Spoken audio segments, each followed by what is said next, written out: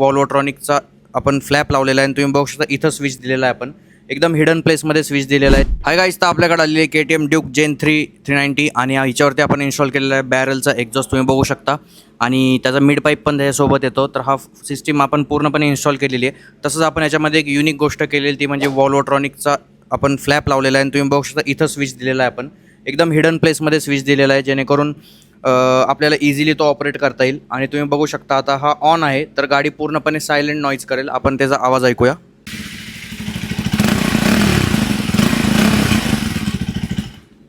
हा वॉल्वोट्रॉनिक ऑन होता ज्याच्यामुळे गाडी पूर्णपणे स्टॉक सारखा साऊंड करते. आणि आता आपण वॉल्वोट्रॉनिक ऑफ करणार आहे ज्याच्यामध्ये गाडीचा ॲक्च्युअलमध्ये एक्झॉस्ट नोट येईल.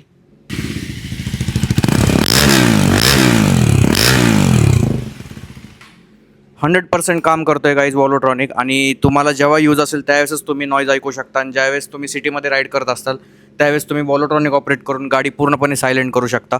तुम्हाला तुमच्या बाईकवरती इन्स्टॉल करायचं असेल तर व्हिजिट करा रेवसेस 99 पुणे नाशिक ब्रांच. थँक्यू.